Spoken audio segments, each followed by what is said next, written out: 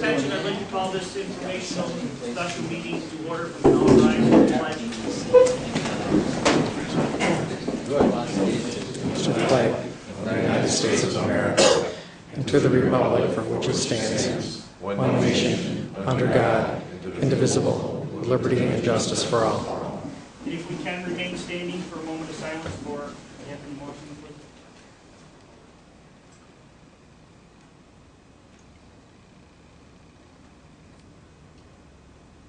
Okay, thank you.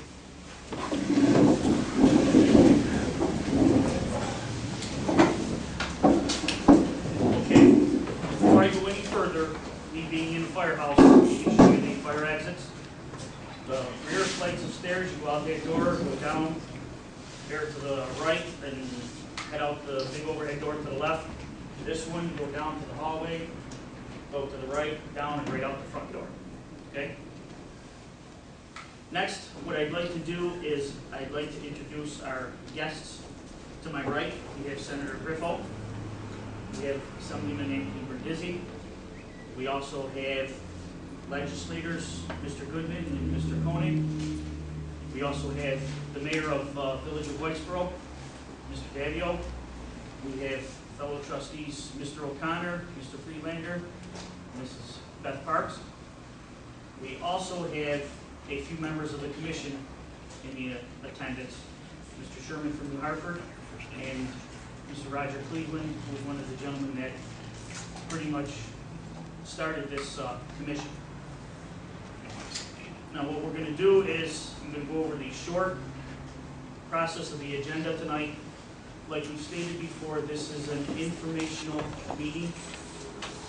What we want to do is we want to kind of familiarize you with the Sequoia Creek Basin that is formed by the municipalities, and we're going to tell you a little bit how it was formed, what the duties are, and who funds it, and then we're going to give you a list of projects and stuff that we've put in for the future, and hopefully we can come up with some answers.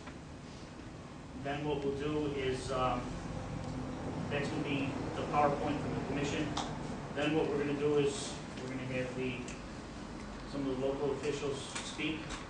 Then we'll have open the floor to public comment. So if we can, when you are up to speed, state your name, address, so we can write it down and hear clearly. The few issues that we would like to make sure of, we don't want to get into any outrageous screaming reality. I know we won't. So what we'll do is we'll start with the presentation and then we'll move forward. Let me introduce myself. I'm Kristen Campbell. I'm Associate Planner with Herkimer Oneida County Comprehensive Planning Program. And the Commission is requested that we help staff them do their administrative duties. And one of the things is I'm going to do a presentation tonight to explain a little bit of what the Sequoia Creek Basin Commission is, how they got to where they were, and some of the recent flooding issues and some of the projects that the Commission has achieved. So then we can sort of springboard off there and you guys can ask questions and stuff. The Sequoia Creek, did you know, is 21 miles in length, 63 square miles. It originates in the town of Harrison, flows all the way up to the Mohawk River. It flows through 8 towns, villages, and cities in Oneida County, mostly a little bit in Herkimer County as part of the watershed. The upper part of our watershed is mostly agricultural and residential and land use nature.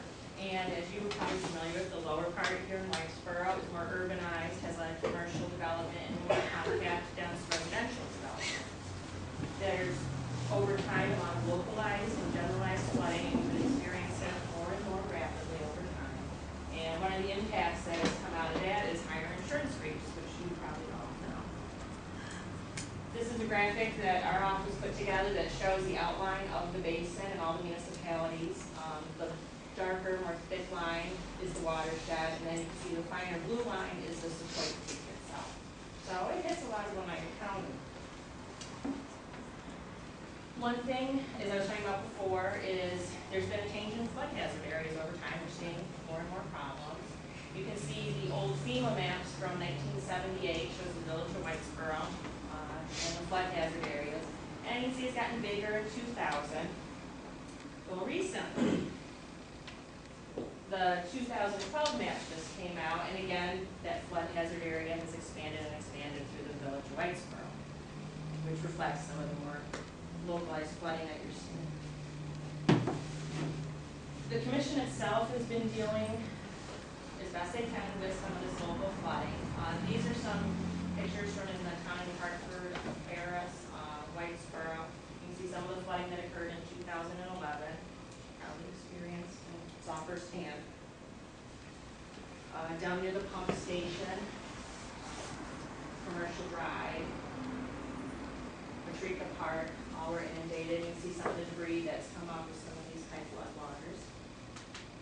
And again, recently in 2013, you see more flooding in the Squid Creek Basin. And you see on Commercial Drive, Whitesboro, that's Henderson. Some of the same places are getting flooded again and again during those summer storms. Again, Commercial Drive. I think that's down near Big Hayes. And also you can see Mud Creek there that overflowed near Big Apple. So this commission was brought about in 2004 to help address some of these flooding issues. They're formed by an IMA, an intermunicipal agreement, and they're governed by a set of bylaws. And currently our members that have signed on to the intermunicipal agreement is the Village of New Hartford, Town of New Hartford, New York Mills, Whitesboro, Whitestown, Yorkville, and Paris. And they all partner up to form the commission. They have a budget. It's not a lot for the amount of work that needs to be done, but we use the funding as matches for grants and kind of materials that we need for projects. And this gives you an idea of what last year was contributed by municipalities.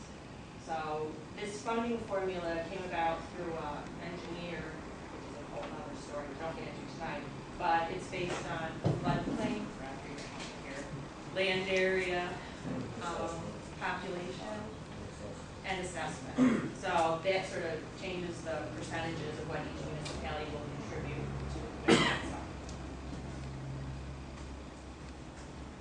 Now I want you to see some of the good things these guys have done with the limited funding that they've had and the cooperation between all the municipalities. The commission itself worked on Patrica Park in 2006. They did a big stabilization project in conjunction with Oneida County. In 2011, in that same park, they completed a fishing dock with handicap access that came through grant work. That allows access to the creek. The commission has dealt with chronic flooding at the CSX tracks down here in Whitesboro. They've regularly cleaned out the culverts underneath the bridge. They've contributed both cash equipment and manpower to in-kind services. And we currently have a grant through Empire State Development to put a diversion field that the sales have been working on. So there has been activity down there.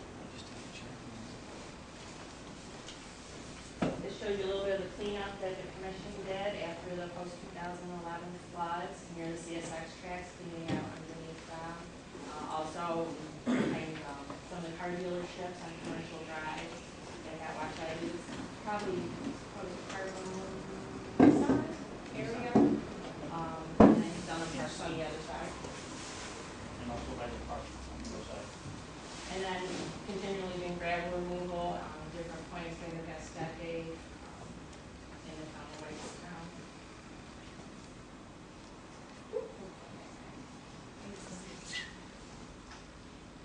And one of our projects that I'm the most proud of that this group has done was a national emergency grant last year. The commission worked for about 6 months with over $700,000 in grant money and temporary laborers to clean the creek from top to bottom and all its tributaries. These guys coordinated 45 temporary workers at any time with 3 crews, a lot of garbage. I don't know how many tires you guys got out of there. I think some of the flooding would have been a lot worse this year in 2013 if these guys hadn't been working in the creek and we hadn't had this grant. It's amazing where you can see some of the kinds of debris that they were cleaning out throughout the tributaries. So that just gives you a little idea of the commission, what they've done, how they came about, and the type of work that they've been doing.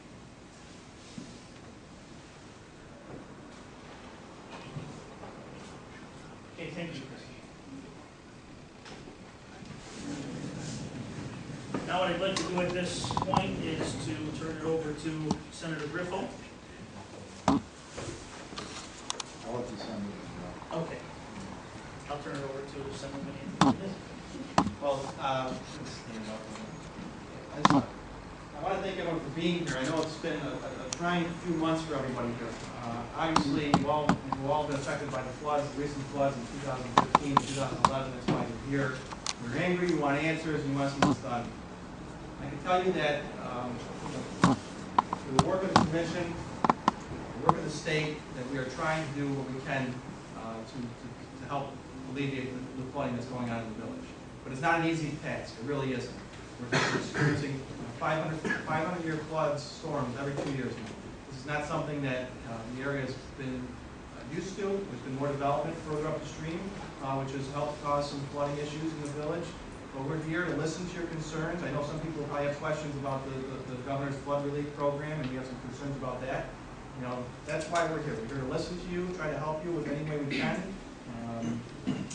Our offices are always there to handle questions, especially when it comes to the flood relief program or any questions you might have on flood projects. But we thought it was a good opportunity for you to be here tonight, to listen to the work that the Commission is doing.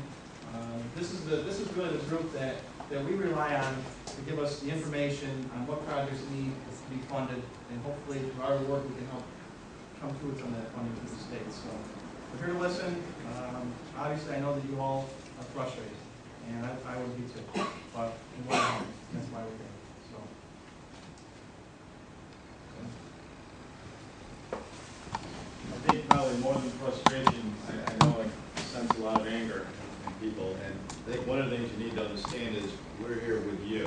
I mean, we do have issues with the agencies, and there's some concerns about the bureaucracy and how the bureaucracy works, but that's what our job will be, is to work as representatives of all of you to advocate and try to make some changes. I know that some of you have suffered for decades, and people seem to, at a point, wonder whether or not they're ever going to really get a true answer or a solution to the problem. Enough talk, let's really get to see something happen. So what we're going to try to do, I think two things. First of all, what's different is, as the Assemblyman said, these are now more routine. So they've gotten more people's attention. They recognize that these are not just isolated episodes in a particular region or something that happens periodically, but they're more regular occurrences that are really causing great hardship and economic consequence to communities and people. So I think as a result of that, at least we now have the governor's attention, and we have other agencies' attention where before they may have said that they were listening, but then as time went on, nothing really got done. I think the difference this time is we recognize there's got to be a short-term answer. And I think you saw that this year. Even when FEMA didn't come through, working with the governor, we came up with a program to help individuals as opposed to just the communities that FEMA was going to do. So that was a beginning, a recognition, and a willingness to get involved financially. And then secondly, so that's the short term. What do we do to help the people that were suffering initially and at the time that people went through this? The second is, what's the long-term objective here? Now that we know that things are happening more and more, and we get more specific issues and concerns expressed, how do we deal with this? How do we mitigate it? Hopefully there will be additional financial resources. Hopefully there will be a willingness to have the bureaucracy be more receptive and responsive to working with us as a community. We have the same frustration sometimes working with bureaucrats.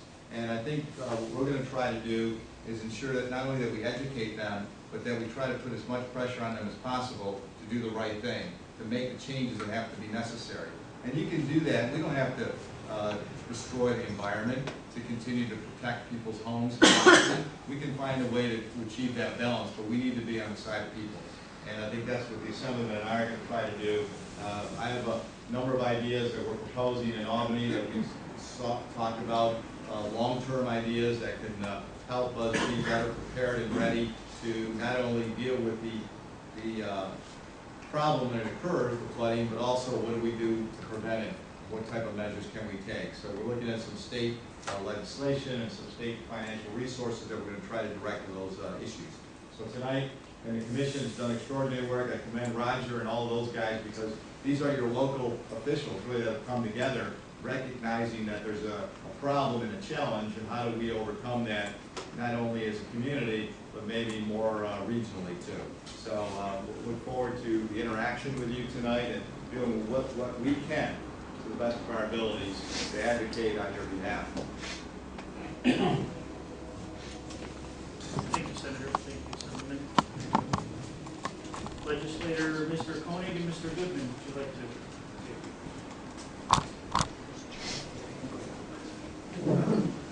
Good evening. Our local representatives are well aware of what's going on with the man. I'd like to point out one item, and that is that the county executive and the county board of legislators have put together a soil and water conservation flood mitigation and management fund assistance program. What actually includes, what actually includes $500,000. Well, that's not a lot of money, but it's a start.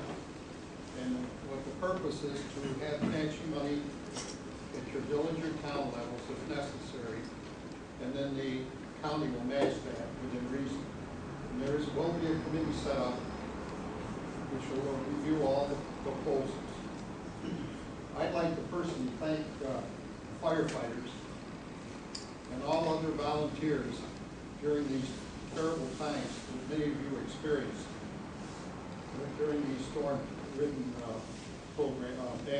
programs, which we're looking for to address some of these serious problems so they won't reoccur. So I'm here to listen also, and I want to thank the state legislators for their efforts and their initiatives, and also the Conservation Committee and the Soil and Water Conservation Committees for their help. Thank you. Thank you. I think those summed it up pretty well. There's probably not much else for me to do later on the county. But just understand that from a county perspective, we live here, right here, we all use, we see the problems, we experience the problems too. So we're here to listen, always accessible. If you have issues that you think you can help, give a call.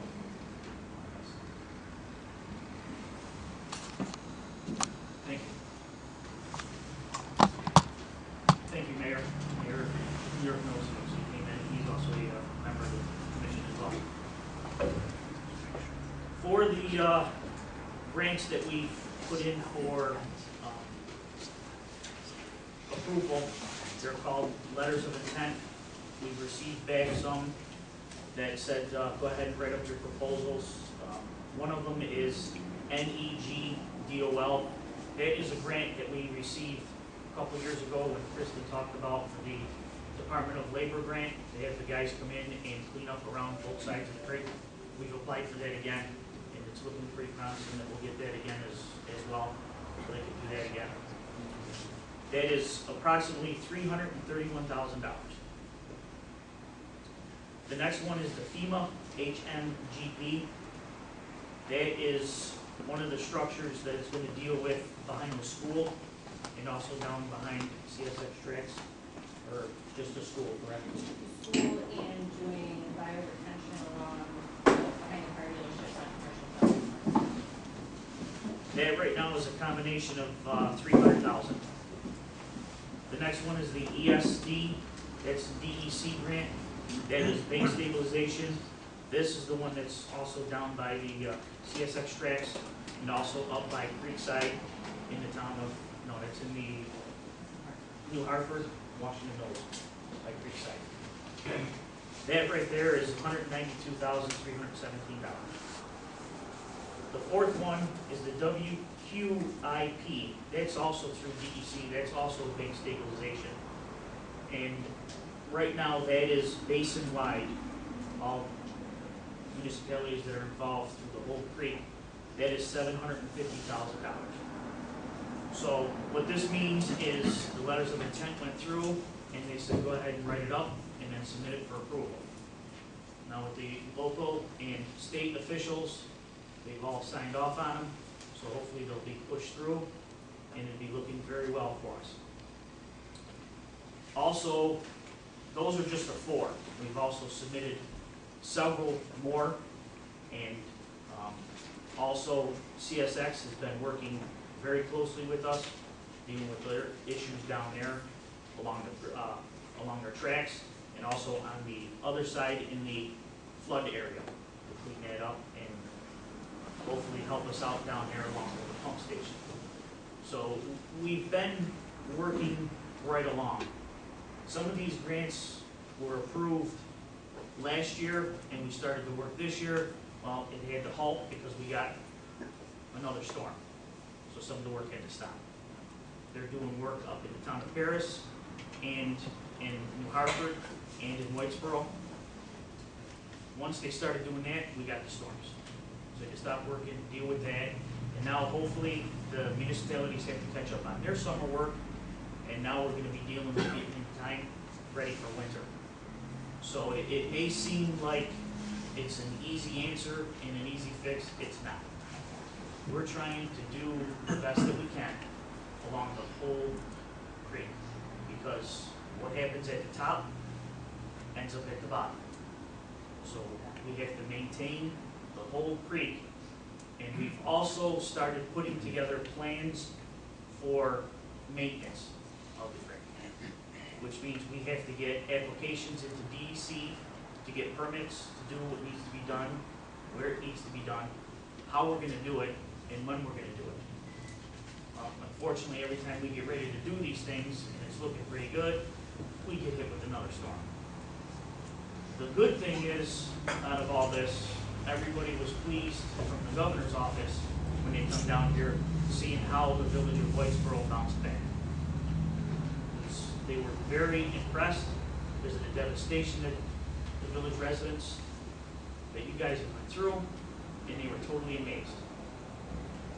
And me being in the position I am, I actually truly, honestly want to thank you for doing what you've done, and hopefully we can try to straighten out some of the problems in the future. Our plans are going to be looking at what we can do now and what we're going to do. We understand the Army Corps of Engineers did their study. We understand all that stuff that is out there. Things have changed. Population has grown, stuff has been moved, stuff has been added. That's something that, unfortunately, right now I had no control over, or the commission had no control over. So now we're looking at everything in general. And we're going to try and fix some of the problems. We can't stop the flooding, but what we're going to try to do is see if we can deter it and push it somewhere else. I know exactly what you guys went through personally, and I've seen it, and my heart goes out to you. It really does. And I wish I can, like some of the comments that were made to me when I was standing on the bridge on Main Street, if I can part the Red Sea like Moses did, I would for you. But I just can't. The only thing I can do is what I can do, and these local officials are giving us the opportunity to take advantage of it, and we're going to try.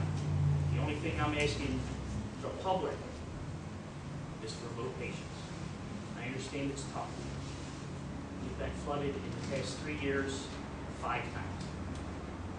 I know it's tough, but just bear with us a little bit. Let me see what we can do, and we'll move on.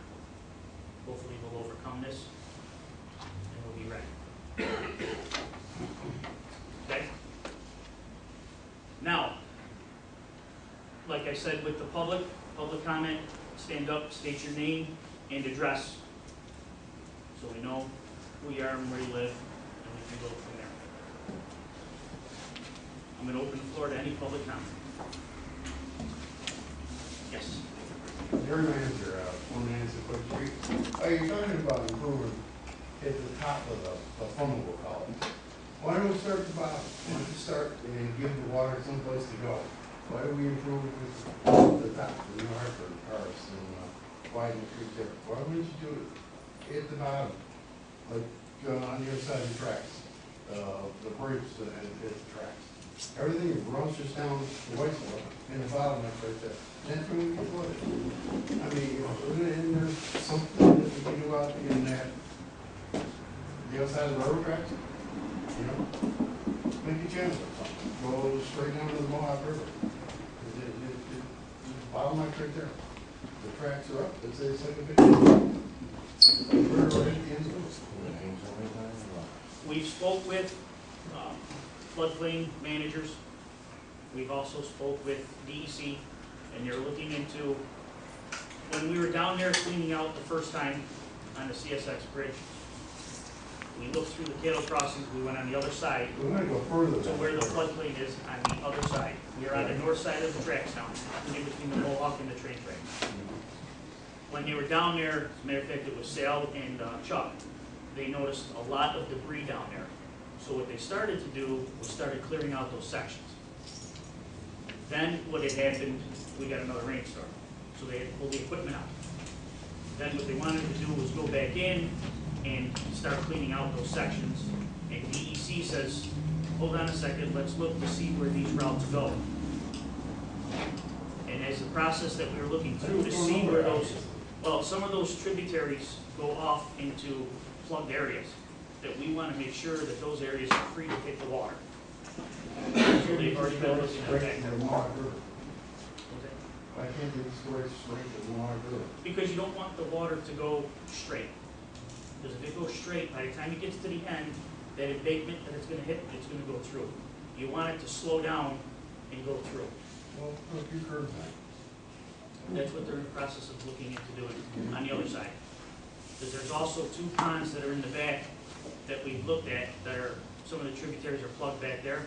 And you want to look at cleaning them out with this DOL grant and using them to make sure they work properly. The fish companies have got to come through a lot of money. The treatment's not working. I think the problem too is, you know, it's, even before you get down to the CSX bridge, it jumps the bank behind the elementary school.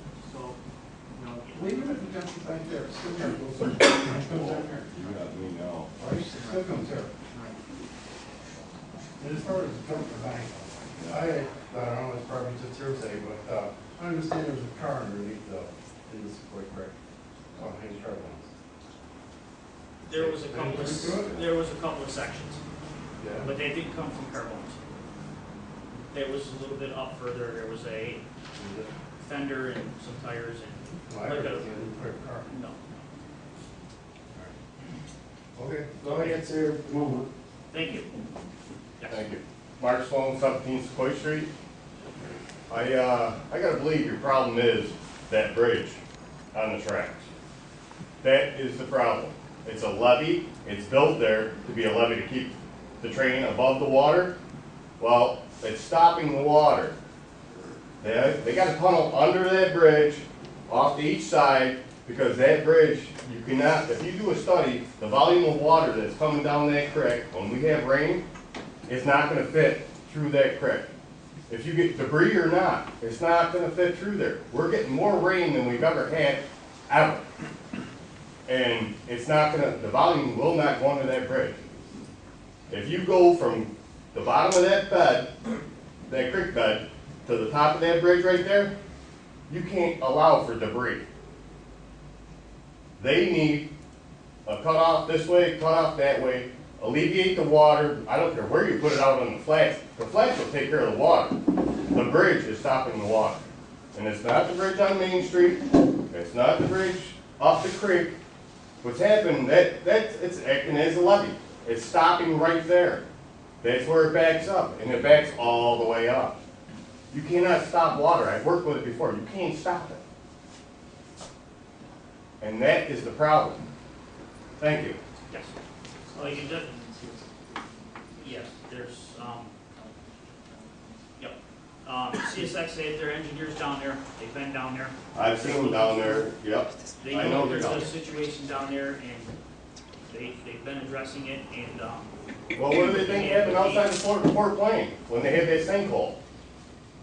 Not 50 yards down them tracks, there was an inadequate thoroughfare for the water. Plain and simple. I'm no scientist, it's easy to figure out. Well, I definitely agree with you on one thing, Mark, you definitely can't mess with water. It's gonna move whatever it wants to move. Okay, But they have, CSX has had engineers down there. They've been looking at the whole picture. On the other side, there's cattle crossings over there that they want to address to help the water go through on that side, which would be the east side by the Sequoia pump station. They've also been looking also on the west side, behind the the old OTV, heading out that way into those floodplains. So they've been looking at that whole area over there, seeing what they're going to do and how they're going to address that situation. So they've been down there. and we're on them about that, right? Yes, we are. Thank you. Yes. Don't want to know. Yes, sir. I go. The first one thing we're looking at this side of the track on White Street. This isn't a 3-year problem. I know it's kind of the flood we had this, disastrous, but we've had flooding. I've got a paper. I've got this couple in the paper. 1973, 4 years this has been going on. And as far as what he's mentioning, that's one issue. But when you mentioned about diverting, you mentioned levee. Why couldn't they put some type of levee to divert it? I mean, that's the Quake Creek right next to us, that golf course is like a bathroom. I mean, I can look out my window when it's coming. I'm the local meteorologist. I don't want to tell the neighbors when I see it coming. I knew Irene when Irene was coming, the other one converged. It was like an unbroken highway right to us. And I told Steve Stover next door, I said, some of these people, I mean, well, Steve, he's not here at the moment. I said, we're in trouble. Sure enough. I mean, they got to divert that water or do something with it. I mean, and then the problem, I think, has been the malls, which is after the fact. I mean, the malls are there, the pavement's there. Of course, then I go rip it off and move the malls. But I'm not a hydraulic engineer or any type of engineer, but I think all that displacement and the dissipating of water has been interrupted by all that pavement. I mean, when it runs off, it doesn't seep naturally. It just runs off, and where does it go? The bottom of the hill. Us. And so we got that, we got the creek. I mean, some areas that were never touched before are getting the water. I mean, we've been there 41 years. So they got to do something. I mean, it's a Band-Aid. I mean, we appreciate the dredging we're doing and the effort, but I think a lot of it, the money is wasted because it's a Band-Aid. It needs stitches down there. You got to build up that bathtub on the Red Sea there, build it up with lovely something so it don't come over that. Like you mentioned, put it out in the flats. Who cares? Nobody lives out there. Hey, we're glad that the tracks are there. I mean, if the tracks are there, we'd really be done. But with the water, with the tracks, they got to widen it, bridge. I mean, this whole bridge was there before all that residents were built in the 70s, 60s, whatever. Ours was the 70s, but there was no forethought in the future as far as maybe homes can be built there, but nothing we can do about that. But they got to do something with that creek. The dredging doesn't help it. It builds up every 2 or 3 years, and then we're back to round one again. Because it was hitting right against the bridge. I mean, it wasn't close to the bridge. It was gushing against the bridge. I mean, it wasn't a concrete bridge, it was a wooden bridge. It probably would have took it. But they got to do something with diverting it.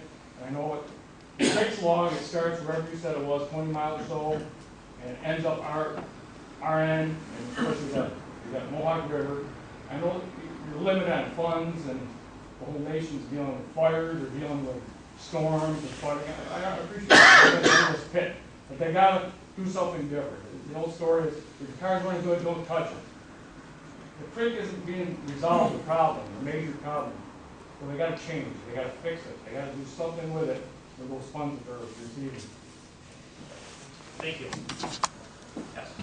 I don't live in that local area. My name is Robert Wright. I live up here on Cross Street. I guess my question would be, and it would involve everybody, is all the grants that you're speaking of, what's the timeline on getting over and actually moving ahead with all these projects that we need to talk about? The one project that we're doing is, we've already been approved for it, we've already started it, it's the one down the CSX tracks, cleaning out those diverts areas into the cattle crossings. Fortunately, Mother Nature hasn't been cooperating. The other one is up at Town of Paris, which we've already started that as well, taking care of that, and also Creekside. Those were the 3 major problems that we've encountered in our last flood in 2011. So we've been addressing for that. And then these next ones, I'm gonna let Kristen speak on behalf of those, so she can tell you all most of the information. The MEG grant through Department of Labor, the hazard mitigation grant program through FEMA, and the water quality improvement grant through DEC. Those right now I'm in the process of writing the final proposals for. The problem is right now the state's throwing out all these grant opportunities at you as a reaction to the flooding, and I think the state's realized that what we've done before hasn't worked for funding a lot of this flooding.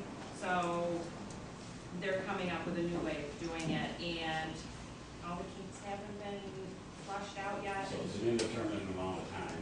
Oh, I think, they're not saying we're gonna award it in 6 months, they're giving us deadlines, like for these grants, my deadline, I believe, is November 3rd or 8th.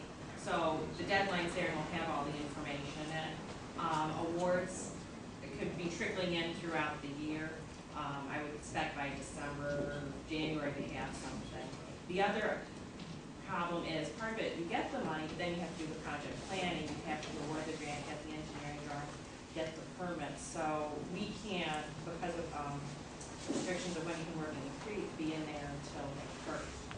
So any work, if the permitting guys were all with us, we'd be in there May 1st if we got the award first. So there's a lot of logistics. But there's always work going on, you know, maintenance work, these guys are never excited. Can I ask a question? Talk about the permitting process. That will, there was some flexibility there, would that help you? The commission itself, and Roger can attest to this, we have an Article 15 permit, a general permit through DEC, and it does give us a lot of flexibility. It's basically a quick permit for any kind of maintenance, simple projects, and we get a very quick approval, and I have to say DEC has been good with us on that. They've done on-site approvals if there is a project, like I know in Paris, they worked on the bank stabilization and the bridge, they gave them a permit on site. We're in the process right now of renewing our permit. It was a 6-year permit, I believe. 5 or so, okay. We did, okay, so now we're in the process of renewing it, and there's gonna be some changes in the permit, hopefully make it more user-friendly. Let us know, that's something that we want to work with you on. Okay. The second question is, Dave, you do have a number of projects you've identified. I'm listening here, and I'm not an engineer either, but is there a possibility that you could have more of a permanent fix by some kind of major capital project that has to take place and how you redivert or levees or something like that? So the project you've outlined tonight mitigates, but some of the voices you hear tonight are saying, what kind of substantial dramatic change can be made and would it work? So I'm going to have to rely on all of you and your expertise to tell us that, and then we'll do our best to try to see if we can do something to that degree. Now, there may be a financial issue, whatever, but I think that's what we need to hear too, because hearing this tonight, I don't know the answer to that, because that's not my expertise, but if you and the proper engineers can identify the projects of some of the activities beyond dredging and everything else, mitigation efforts, is there something dramatic that could be done that completely alters this? And that's something you should investigate, examine, and let us know so that we can try to determine the course of action that's pursuable. Yes, we've had, like I stated before, CSX, they've had engineers down there, they've been looking, so we're waiting to hear back on their findings on what they propose that they're gonna do and what needs to be done. We've also had some engineers look at behind Whitestown School. That's one of the major issues, because when it jumps back there, it heads right down Gardner Street. So we've been looking at that to address that issue there too as well. And I think one thing you might have discussion with other state and federal agencies, there's no magic bullet that's going to solve this. There's no big dig, I think it's going to be incremental projects. Some might be of, a bigger magnitude, but it's going to be many small projects throughout. You have to both reduce water that's coming down there and also deflect it. So I think it's a balancing act. It's just dig it and it's fixed. yes. Oh, it doesn't. No, it doesn't.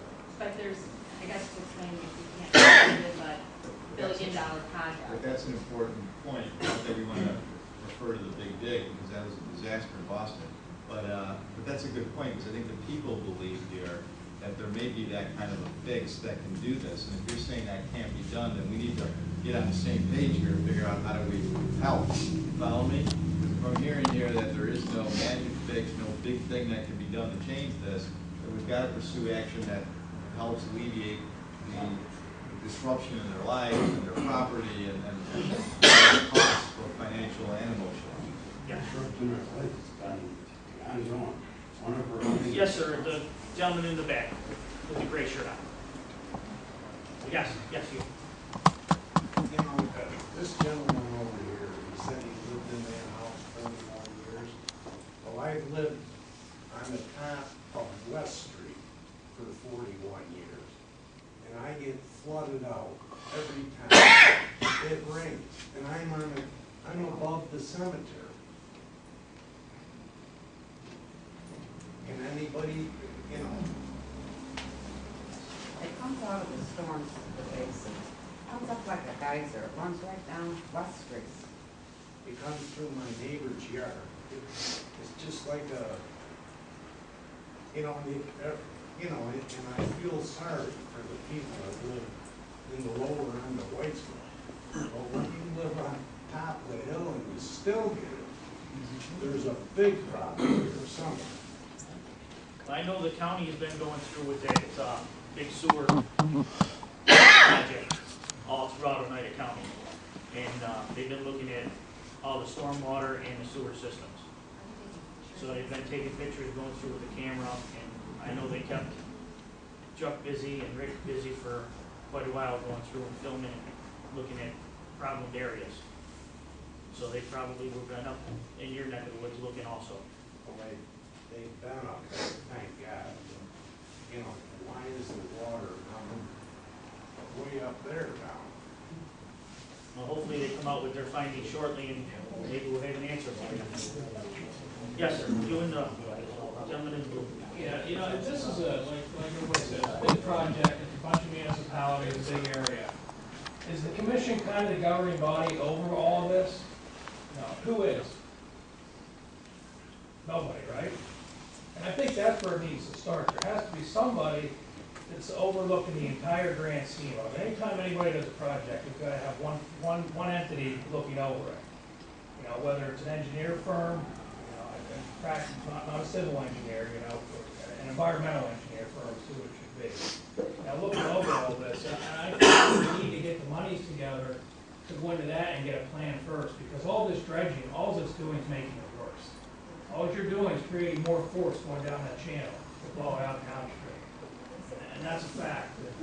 Putting a dozer in a stream or a backhoe and digging a couple stones out of the trees, you know, that's, the trees along the banks sometimes help. Slows the water down instead of making it go faster. So, you know, it seems like it's doing this little project. What project's the most important? Who makes that decision to say, this project's the one that's gonna help out the most at the beginning and start?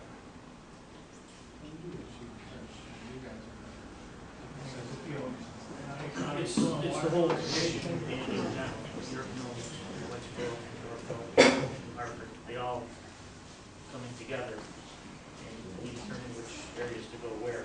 As far as, like the gentleman's talking, somebody higher up than us that's in charge of the whole thing in general, I would like to say the whole government. And we need to look, going, you know, I'm not from this area, but it seems like we're always a little behind here. But any new construction going on, rooftops, like grass on the rooftops, a lot of that stuff's going on now. You know, we need to start being proactive on all this kind of stuff instead of reactive after it happens. You're right, you gotta be smarter with your building. I mean, there's all kinds of new techniques in your building that we should be incorporating. Cut down on the stormwater going into the creeks as fast as it does. There's permeable asphalts out there now, you know, newer stuff out there. It's not cheap to do, it's probably more expensive, but at the same time. It's up to the individual municipality during their planning reviews of Well, projects. it could be the county, it could be, you know, it But doesn't there's no have to be. permitting authority on a local project at the county level for zone, let's say a planning board reviewing a project, that will, New York State's own rule. So So, the reason for them to get together then, and everybody, you know, But put then- that into the, but the into their, you know, but- the planning commissions need to adopt those laws. but it's the local level is the one where they would have the authority for that in New York State. How do we address that, though? That's a good point, though. How do we bring The commission has a responsibility and a charge. It was a creative effort to bring a collaborative group of communities to address a challenge. Now you have other entities that have jurisdictional responsibilities. How do you further enhance the commission to put a regional working group together perhaps to make it easier, like you said, so that there's communications and cooperation, and you can say, all right, here's what we have to do, and here's what you're going to have to do.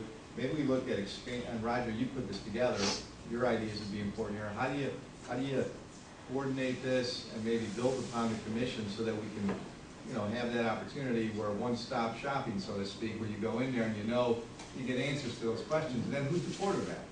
Is it a maybe a county-wide initiative where the county gets involved to coordinate between municipalities and everything? So that's a conversation we should have, okay, and see if we can find a way to enhance that. It's an excellent point. Yes, we'll look into that. All right, my question's a little off of what they're talking about digging out the creek, and my concern right now too is the daily living of what's happening in my neighborhood. I live at 44 Gardner, and of course, we're one of the first houses to get hit. I'm right behind Burger King. And I moved here 7 years ago thinking this is gonna be a nice, quiet little village, and it seems like we've been whacked with storm after storm, flood after flood.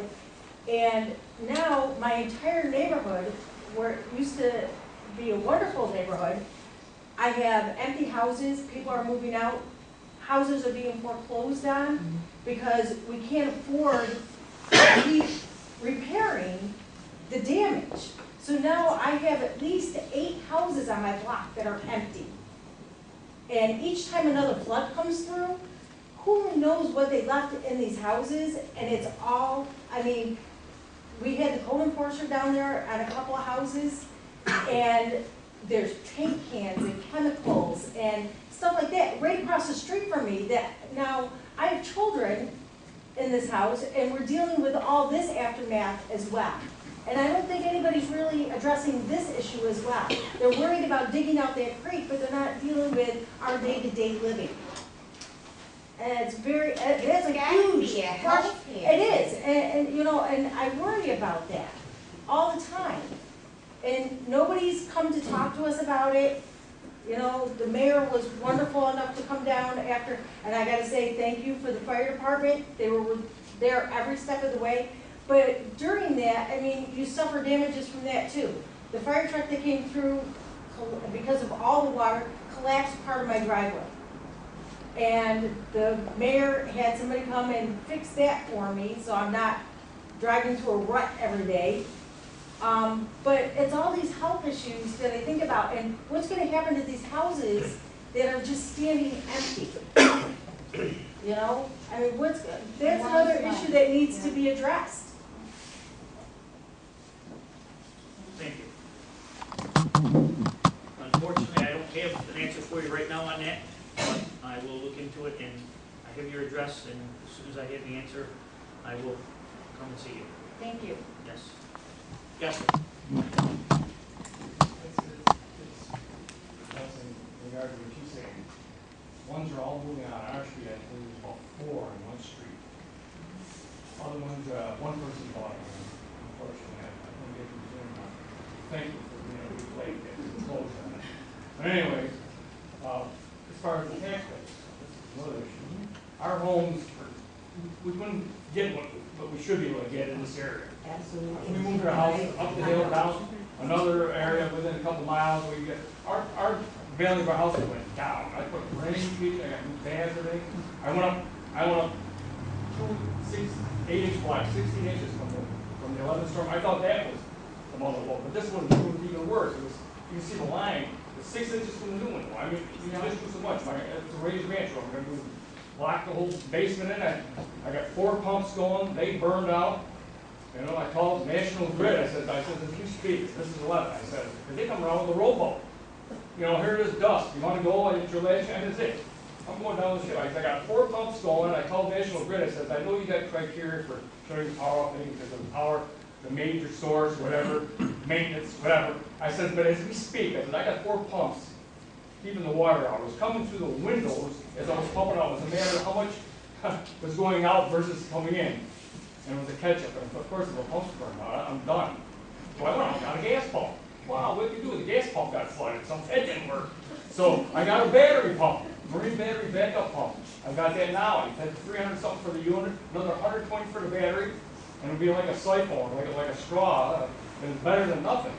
I mean, Yeah, but they the gotta do problem something with it. And the taxes, like I mentioned, are, It's good though, but what about the people who are on fixed incomes? They cannot Yeah. afford Yeah, that well, kind I'm of not stuff all the fixing time. but you understand, I'm the first house, the last house on Sequoia Street, next to the apartment house. About 59? 55. 55. But the taxes, I think they should, whoever's getting hit continually, I mean, you mentioned 3 times in September, April, August, September of 11, then we got hit with this one, which is the worst. One of the 2, 3 inches higher than the others. And so I think they should compensate us with lowering our taxes, our valuation of our homes. I mean, we can't give them away. I got some on the block, 3, 4 houses, they can't, we're giving them away. One guy's got a nice raised ranch across the street. He's asking 113. You couldn't build that house for that. Raised ranch, he had it all fixed up. He was looking forward to his kid to have more room in the basement, the raised ranch, and fix it up in the room so it's, you know, future when his family grew. He's discouraged. He went through that. He put a for sale sign. Well, I know the, I know he's gonna, you gotta give it away. right, I know the, You gotta give it away. okay, About I the property taxes, there is a bill that we've introduced, Senator Griffin, myself, Senator Seward, to provide property tax relief for people who were flooded during June and July of this year. Something that we are working on this year. that's, And I would What's that? appeal, I would appeal to the local governments too, that that's maybe something that they can come together and look at. If you have an area, it's similar to what we do in the state, even if it's a short term or a long term, you always have the opportunity to go to grievance day to address issues relative to your assessment, to bring up points such as this. But I know the mayors have been very proactive, so maybe they'll get together too, and we can talk about maybe ideas or possibilities too. yes. Hi, Bob Small, 51 Sequoia. Been here over 40 years. Suffered through a lot of floods. I now pay $2,600 a year for flood insurance. Every time I have a flood insurance pays me thousands of dollars. And is it going to happen again next year, 2 years? Instead of spending $5 million to fix the creek, spend $2 million, buy us out. Buy us.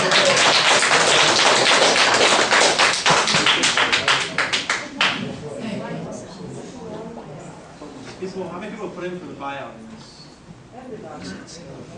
You know, I thought we were told with the buyout that your house had to be totally, completely unlivable in order to even apply for the buyout. I think you're right. I thought it was 30 for homes, small business 50, and every house is getting That's for- a total loss. Yeah, that was for the individual assistance. You can get up to $31,000 for individual assistance, $50,000 for a business. There was an option also for a buyout. How does that work? When they did the flood relief package, when the government did the flood relief package, and they came around to look at your homes, there was an option for you if you wanted to buy out. And they would evaluate your house. They didn't mention You know it to what, us. when the guy They came didn't to my mention it house, us. Okay, we can't hear everybody at once. So let's ask one more time for show of hands. How many of you actually did that, filled out a form for a buyout?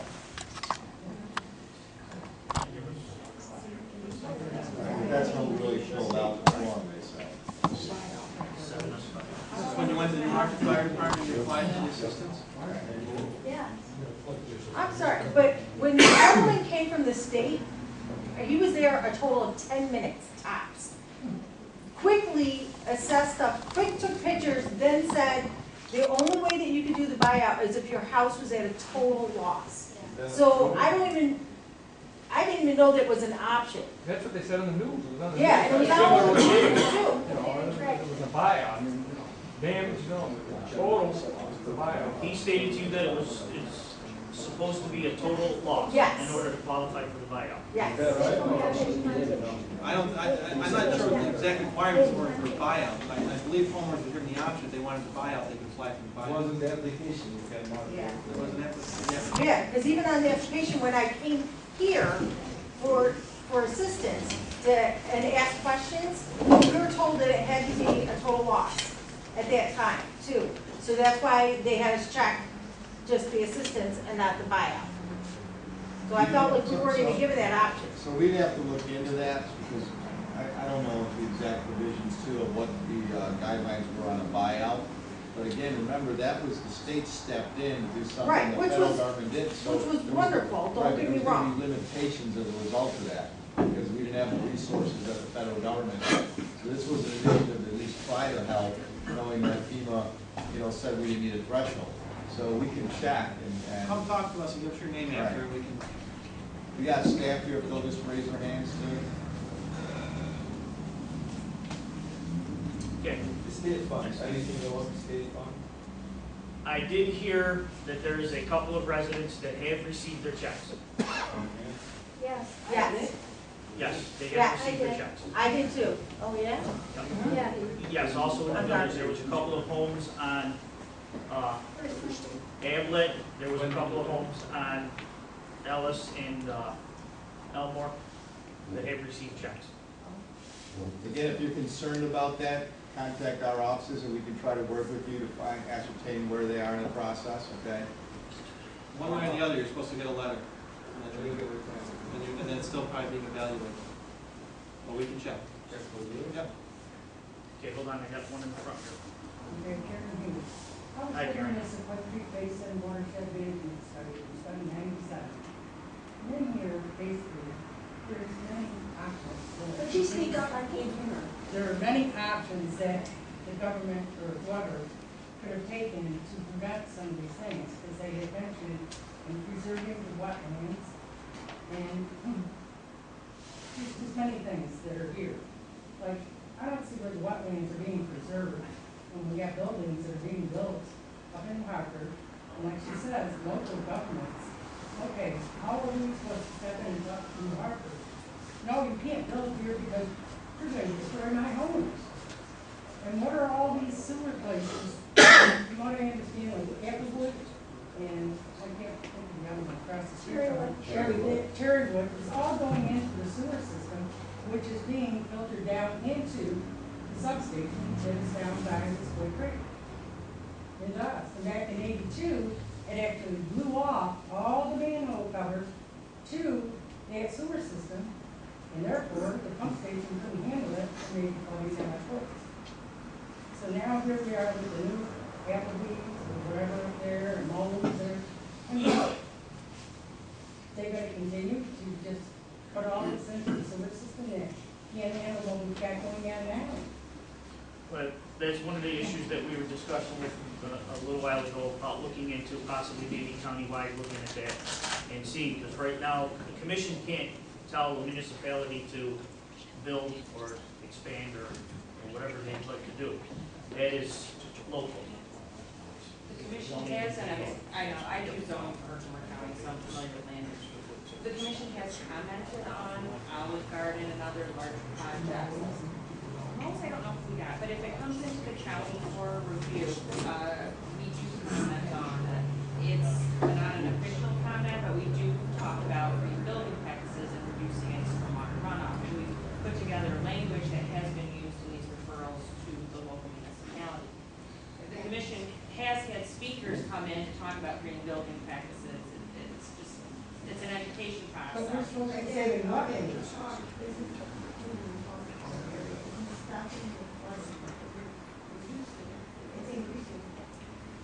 Well, they're saying preserve the wetlands.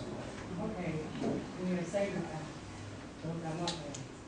I understand the senior center that's going up next to, Walmart. Is that wetlands? Somebody said that was considered wetlands. That was wetland at one point, where Walmart is. Yeah. Yeah, that was wetland. And, Oh, yeah, that's the airport permit. right, and so here we are, we're not preserving the wetlands. And I mean, I've lived where I am maybe too long. It's It's been more than 41 years. And when I was a little girl, I used to be able to look over those railroad tracks. And now I stand in my backyard and I can't even see over. We have cattle passes that are, I think they're starting to open them up now, but they were all filled in. So now what have they done with this railroad? They've made nothing but a retaining wall. So when it comes down Gardner Street, hits the end, here we are with the retaining wall, poof, goes right down Square Street. So now it's bounding homes down on Mohawk Street first. I mean, I lived there all my life, so. I'll say this has been incremental changes, hindsight's 2020. I mean, I grew up here and I remember when the mall was built. And I remember I went away for 10 years to college and my first job and I came back and whoa, commercial rights changed. I mean, it was like, boom, everything happened. And each little project that New Hartford might have approved didn't seem like a big deal, but when it's one more and one more and one more, and the name of economic development, it's increased that flow. It isn't that they meant to want Westboro, and I'm not making excuses for anybody or trying to justify it, but then all of a sudden you're going, oh, what?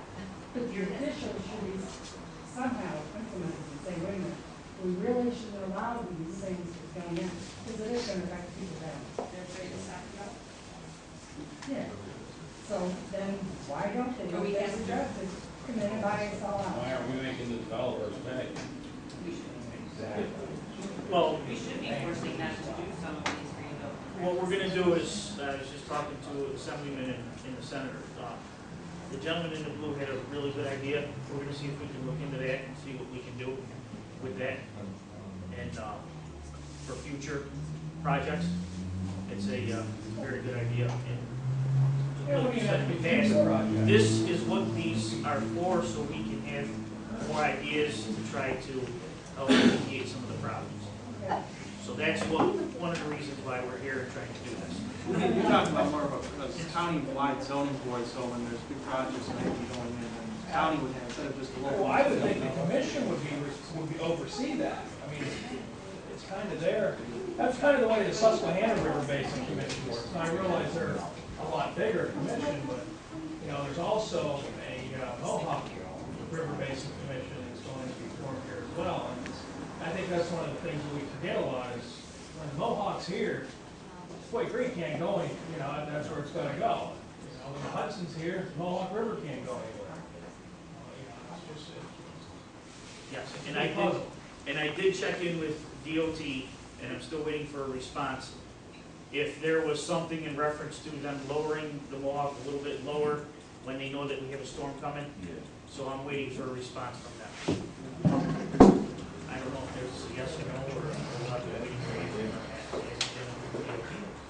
We had a really meeting that long ago, I had mentioned, or somebody had brought up at the meeting, that the water finally started subsiding, like 15 minutes later, they said, after the floodgates opened. They opened up the floodgates, and they asked, what are they talking about? Well, in my opinion, the floodgates, what they're talking about, is our canal floodgates. That's what I asked And the the problem DOT. there is, the state has eliminated a lot of the jobs for the state, from I understand, for the Garden Canal, who's actually there available to watch these floodgates, when we are being flooded, to open them, to help alleviate some of this water. That was the question that I asked the gentleman from DOT, and I'm waiting for a response from him, because I heard the same thing too as well. So I want to make sure before I say that that is correct or incorrect. So I'm waiting for a response from him. It's my understanding, though, that now the DOT, the Thruway Authority, and the Canal Corporation are involved in that, and regardless of manpower, maybe they have to do something a little differently and quicker or proactively. But I know they've been trying to deal with that issue of when to lower and raise and stuff like that with their engineers. But that's something we'll look into again too, to find out how they're doing it, when they're doing it. Instead of, again, somebody brought it up, instead of being reactionary, you should be more proactive. Yes. I've got two things. Isn't part of the situation with the creek and the water that there's also high water table? Because I did not have water running through my windows in my house. It came up through the floor. And I saw a couple areas where it was actually bubbling. I didn't want to venture further, so that's what I did see bubbling up. I am looking at possibly doing perimeter drain, which is going to be a big expense to do. But if you have a high water table, which is what the flats is, it's going to affect not only the runoff, but the water table coming up on top of it. And I actually was talking to my pastor at my church who lives up past Hartsville School. They even have water in their basement. They just moved to the area, but they also have water in their basement. And that's up on the hill. My other part is I did fill out an application in Hartford, but I have not heard anything. I was told I would be contacted regarding where to send my estimates to, because I'd only paid for one item at a time. I have no idea where to send anything. I've been left, in the loop as to what to do. In fact, I just sent out a letter. The phone number, Who did you send a letter to? I called the flood line, or the flood emergency line, and they said to send it to Hamlet Plaza, 38-40 State Street.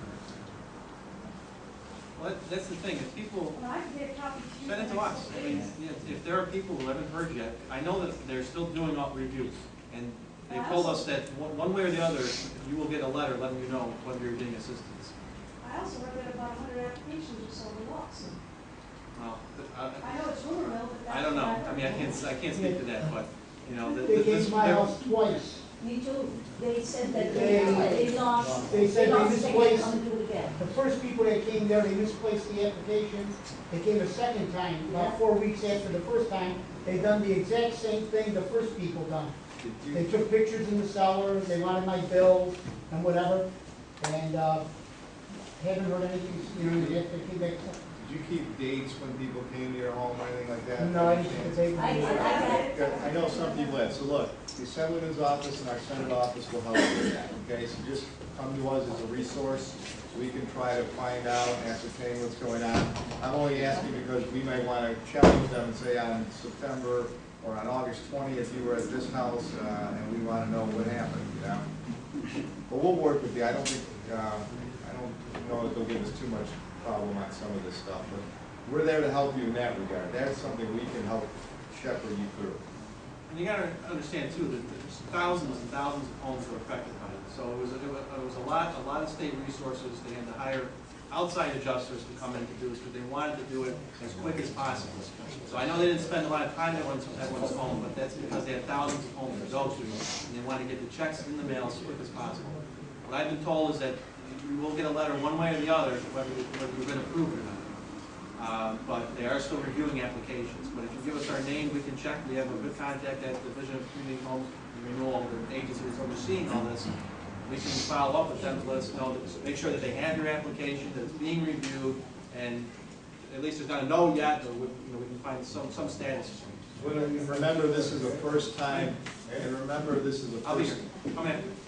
And remember, this is a first-time effort. The state has never really done this. So we tried to look at what, we wanted to do something different to be helpful. We looked at how the federal model had kind of worked to try to get an idea. So it's new territory for the state to get involved with individual systems. So there's going to be some rough spots in all this too. the gentleman way in the back, you had your hand up. Me? Yes. Okay. I'm Frank Montecalvo. I'm with Concerned Citizens of New Hartford. I live at 202 Commonwealth Crescent in New York Mills. We're scrambling around trying to solve a problem that's after the problem has been created. A stream in its normal condition doesn't cause harm to anyone unless either you put yourself where you don't belong, where you put yourself where a stream is going to flood, or someone else does something within the drainage basin that changes the normal flow of water. And I think that's what's happened around here. You look at all the development that we have in this area. You've got the widening of Commercial Drive. You've got the paving of Interstate 840. You've got Consumer Square. You've got Sangertown Square. You've got all the developments along Commercial Drive. Someone approved those projects. The reason why we're here is because local government has not done its job. The laws are there. You have the State Environmental Quality Review Act. The county should be, we're paying for a planning department. It's my understanding that they review most of the major projects. Where are they in all this? Why are these projects all being approved so that cumulatively we have an impact that's creating harm to people. Someone isn't doing their job. I think town officials haven't been doing their job in New Hartford. I think county officials have not been doing their job. And I think it's up to the public to start holding their local officials accountable for what they allow people to do within their borders. You're supposed to be mitigating environmental impacts to the maximum extent practicable. That's what the law calls for. Obviously, we're not requiring developers to do that. It's time that the public insists that their local officials protect them. Frank, I can't speak for the county, I can't speak for the local governments, but the other factor that we're experiencing now that we weren't 10, 20, 30 years ago is the level of rain that's coming into this area. The fact is, the environment has changed. Whether you believe in climate change, don't believe it, whatever it is, we're getting more rain now, and that's what's causing. Do you have the statistics to prove that? Right. I understand that, but we're getting heavier rainstorms now than we had. Whether it's, I don't care what the reason is, it's changing. Do you have the weather data to establish that? Because I'd like to see those figures. The weather data only goes back 121 years for rainfall. Okay. In any event, tell me just by showing hands, people have lived here for 40 years. We've lived here for 40 years. As the flooding has gotten worse over those 40 years. Is that true? Yes. Well, actually, the last 3-4 years, especially. For the last 3-4 years. Yes. We didn't have all that balls of development. And I think that's all contributed to the issue. It's heavier rain, it's more development, it's a culmination of all those issues. I just want to support what you're saying. A few years ago, we live on Wind Place. A few years ago, my husband and I wanted to expand the side of our house. We wanted to make our bedroom downstairs so everything would kind of be on one level. And we had to pay an engineer to come. When the engineer came, we paid him $500 and he went and did his job and he came back and he said, "You can't do it. And you can't do it because of the 100-year floods. Things are getting worse." And I was so angry with him because they denied us. But in 2011, I was very grateful because that expansion, that room that we wanted to put on would have been gone. So I've lived in that village for 33 years, for 32 or 33 years, and I've only seen it get worse.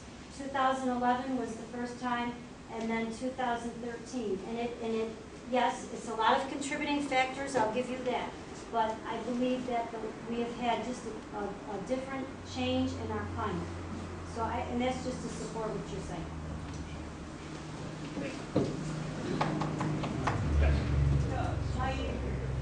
I'm home, staying right now, which is 56 Main Street, West Bend, family owned since 1929. I do not recall a single year of having water in the basement, except these past 2011 and now.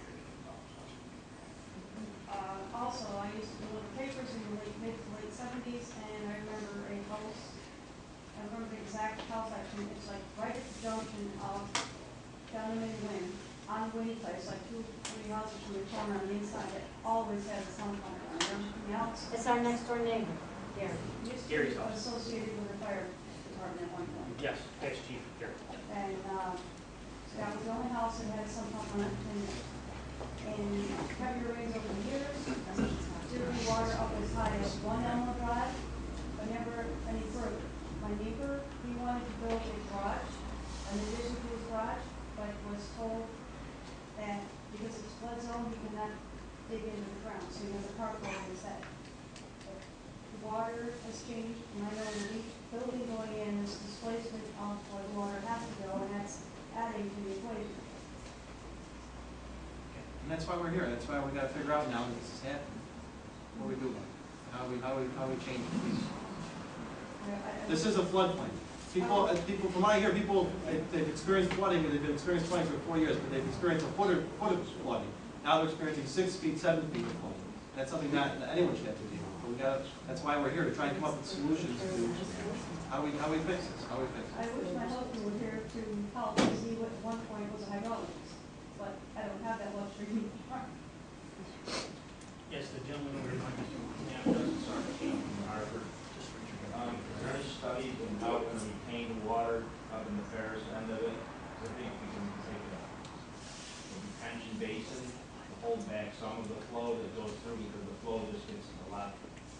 it's against Whitestown, it's picking up all the tributaries.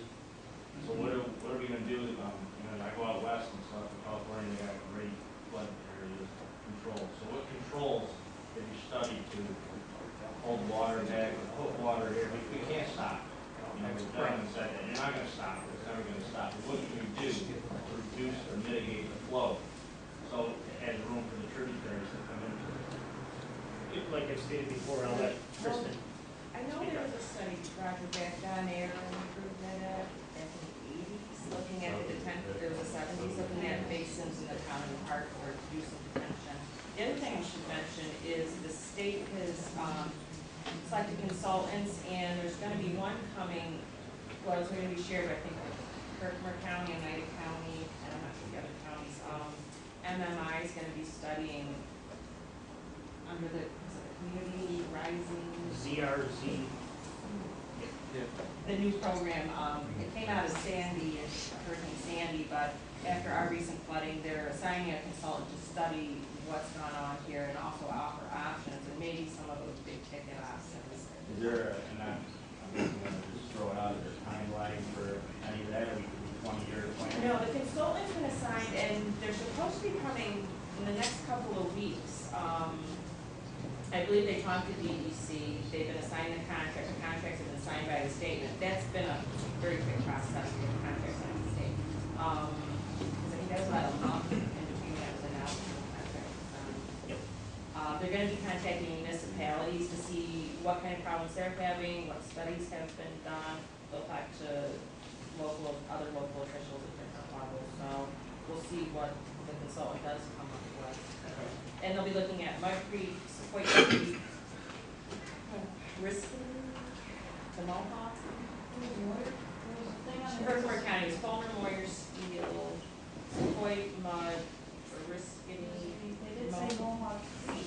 Mohawk Creek, it wasn't Mohawk River. It said creek, which doesn't make sense, it's Mohawk River. I think it's 13 total water bodies that we're gonna do. And I think Montgomery County might be in charge of that, they might have possibly. But anyway. So there's gonna be studies. Well, I think that's gonna be the biggest thing that's gonna control, you're not gonna stop development, you're not gonna, you know, all the hard paved surfaces are there, you're not gonna rip them up, you're not gonna do that. And I just think we have to start looking at how we're gonna control the water and where we're gonna put the water. So when we have these storms on the horizon, we can have some kind of control in place to mitigate all this. That's, I mean, we can do all the other dredging, and dredging is important, to keep the channel clear.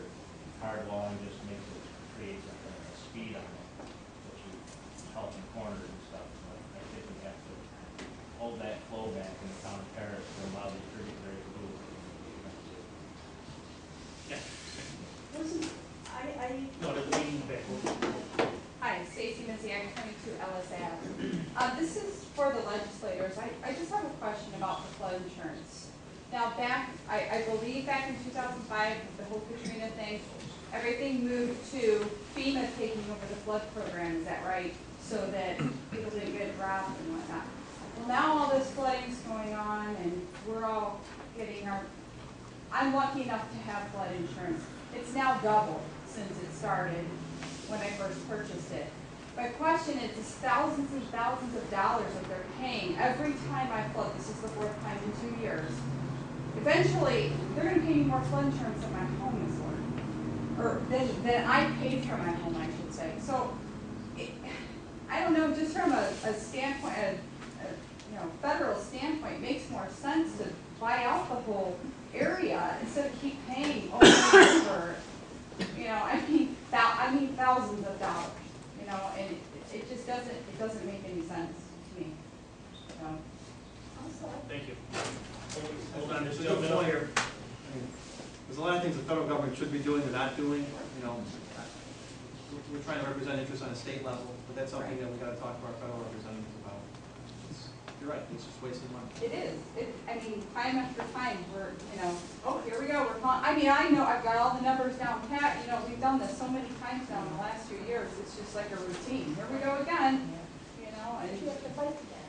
Yeah, and after replacing so many furnaces or boilers and hot water tanks in the car this time, you just get to a point where, you want to give up. I mean, you just really do.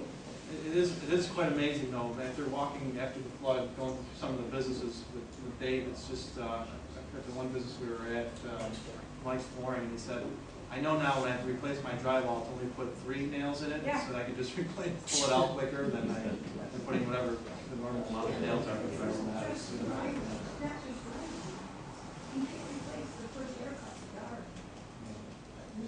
Right. Yeah, the first time you lose everything, you lose a lot. Then you learn, you know. No, you don't. And you couldn't anyways, because you can't get any content for anything below grade level, so. I mean, everything in the flood, because you have up the cracks in your foundation and everything.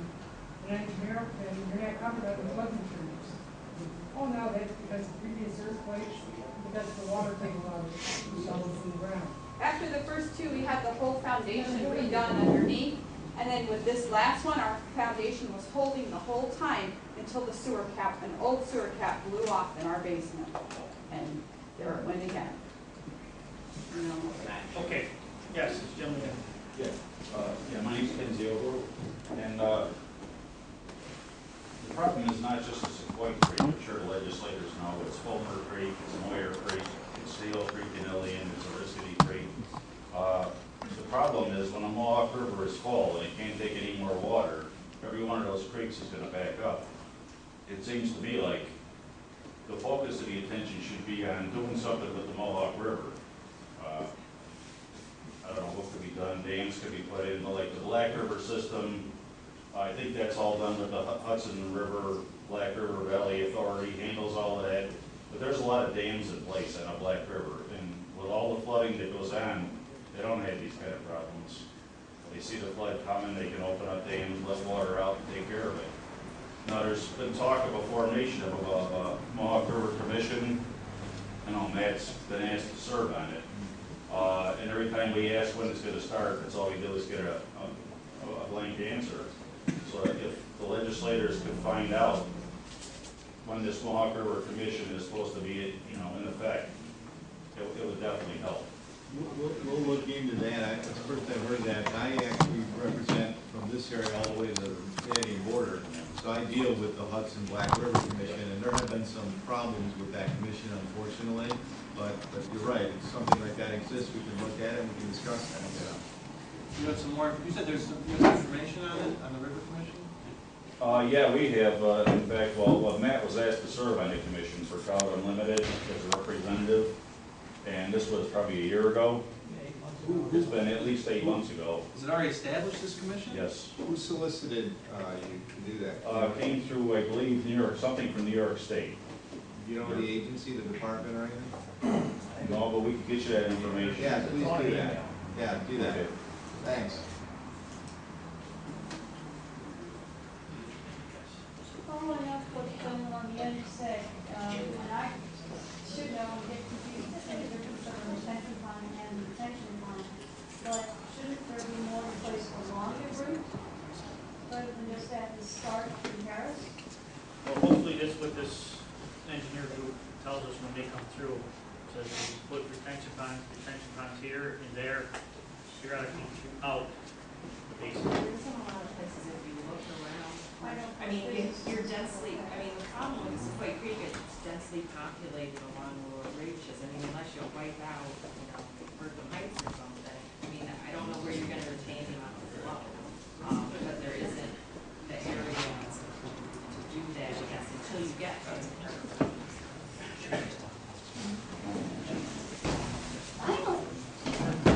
Well, I'm trying to get to everybody, but I live on 32 Ellis Ave, quite a few of there is. Ever since you dredged the creek, and it's quite creek, and all that dirt and the stone, there's 3 of us right behind our house. It's diverting the floodplain. When we get another flood or the heavy rains, where do you think that water's going to go? Because he's blocking the back of my house, and it's going to go right down the street to them. And I was going to ask Chuck, because he's only supposed to be there 2 weeks. And it's been there well over 3 months. 3 months now. When he has that last storm here about 3 weeks ago, and the water was just coming down our street. I mean, we're almost like houseboats. The water's just coming in, and then that's the banks. There's got to be 50 truckloads there. I don't know what he's doing with it, if he's moving some of it, but it sits there. And if it's contaminated, it's going to go into their basement and ours. Is it going to get moved? We were told that the gentleman is in the process of taking care of that, and he was supposed to be taking care of that. Fortunately, that's something that is between the town and him. So what I'm going to do tomorrow morning is I'm going to call the code enforcer and have him go over there and take another visit. Fortunately, that's something that is between him and the town. We have no control over it. We've been trying to tell him he needs to get that taken care of. Now, I don't know what else he's doing, but he's also cutting down a lot of the trees, and he's digging again behind Stacy's house. I don't know if he's planning on doing something else, because quite a few years ago, we had all that hard fill and everything else dumped behind our home. And that's all still sitting way back there. Okay. I will call Mr. Neary in the morning and have him go over there. Thank you. Hopefully we'll have an answer for you. Yes, gentlemen, get your hand up. Yes, yes. I just want to finish whatever comments I had. This was in the Observer Dispatch of 73. This is a comment from one of the residents. It happens every year and getting worse. Now, this is 4 years ago.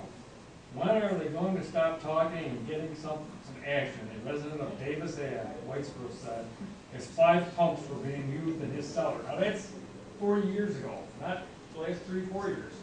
So we've seen a lot. Us, and I grant you, you can't predict hurricanes, and weather, and currents, and weather patterns, and they converge all north here to the south and west, wherever.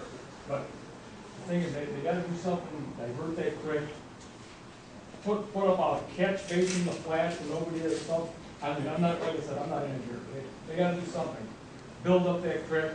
They get the fish. They don't pay my taxes. I like fish, but they don't pay taxes, and they don't have to worry about floods because they don't put water in. Okay. Well, like we've stated before, these meetings should be happening all over the place to keep the people informed. We've got together to try to inform you guys as much as we could. If you still would like to go to your local municipalities to their meetings, their monthly meetings, and there's usually information there as well. I know there is in the Village of Whitesboro meetings. We meet every month to go through all this that we showed you a little bit tonight. This is just the top. I mean, we do a lot more in a lot more communities. Fortunately, you know, we're between a rock and a hard spot, and we're really trying. The one thing is I'd like to thank everybody for coming tonight, being patient, and showing very, very, very well on how you're concerned for each other and your properties. It does mean a lot to myself and the commission. One of the commission members would like to speak. I'm pretty sure this has been a highway to the Hartford and sewers, and one of the commission town does.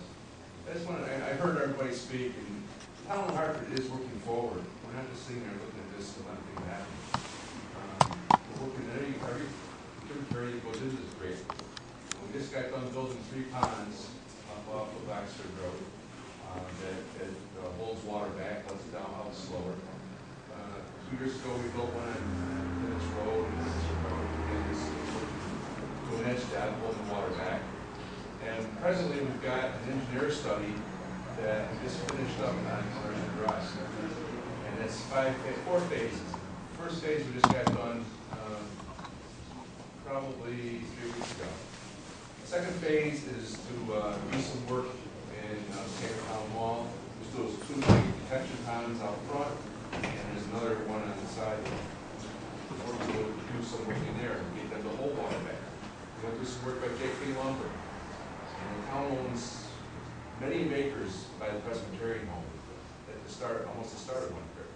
And we're looking to put a big reservoir back there to hold the water back and let it out slowly.